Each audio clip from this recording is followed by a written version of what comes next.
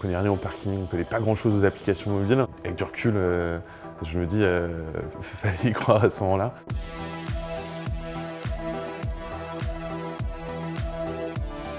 L'idée initiale, c'est de se dire qu'on va pouvoir récupérer des places vides dans les parkings des sous-sols parisiens et puis on va les louer parce que tout le monde galère pour se garer. J'entre en 4e année aux mines, c'est à ce moment-là que je rencontre Charles, mon associé. Quand je rencontre Thibaut à l'époque, je suis en dernière année à Centrale Paris. C'est un copain de copain, on se voit, on prend un café rue Soufflot. Dans la cave d'un café un peu glauque. Je présente les 2-3 grandes lignes. Première chose que je fais forcément, c'est prendre quelques chiffres, les mettre sur un papier dans un tableur Excel. Il m'a rappelé 2-3 jours après, il avait fait son BP et il me dit ouais, j'y crois beaucoup à ce truc-là. Au-delà des chiffres, ce qui est important, c'est surtout la personne avec qui l'on fait. Et ça, pour le coup, j'étais assez sûr de moi très rapidement. Mon prof d'option me dit écoute Thibaut, ton projet est bien, t'es un gars sérieux, je vais te passer une salle pour bosser. Une sorte de cave au sous-sol des mines. On se dit, première chose à faire, c'est de trouver des places de parking. Simplement, Thibaut et moi, on prend notre bâton de pèlerin. Au bout des 6 mois, on se rend compte qu'on a signé une quinzaine de parkings, dont 2 tiers avec des bailleurs sociaux. Société HLM, c'est 20-30% du patrimoine de logement dans les grandes villes, donc c'est quand même des gros propriétaires.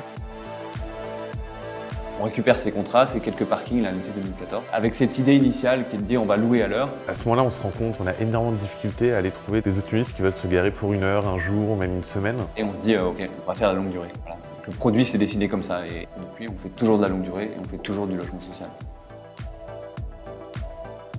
On se retrouve avec ces places-là à louer, mais on n'a pas de produit, on n'a rien du tout. Thibaut demande à un de ses amis qui est fan de robotique de nous faire une première version d'objets connectés et une première version de l'application iOS qui permettrait d'ouvrir la porte de parking. On équipe les 15-20 premiers parkings comme ça. Très vite, on se rend compte qu'en fait, ça marche pas du tout.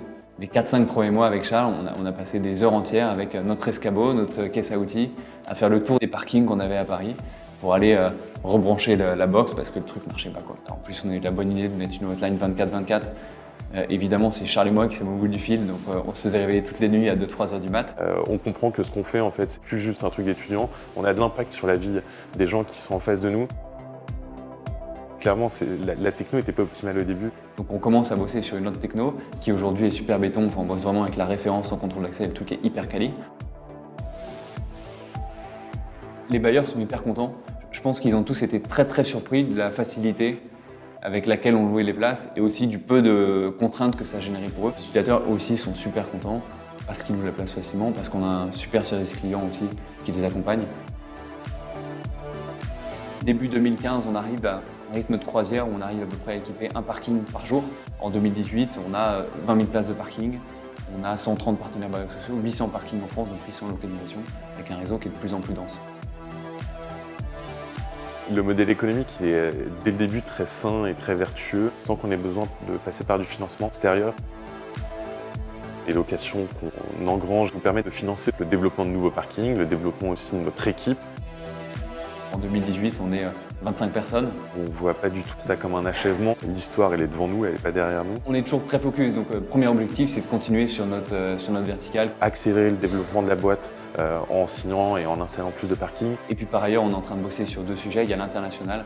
Deuxième axe, c'est de renforcer notre gamme de services auprès des bailleurs sociaux. Donc on a énormément de choses à faire encore, on n'a rien prouvé. On a juste une histoire sympa derrière nous.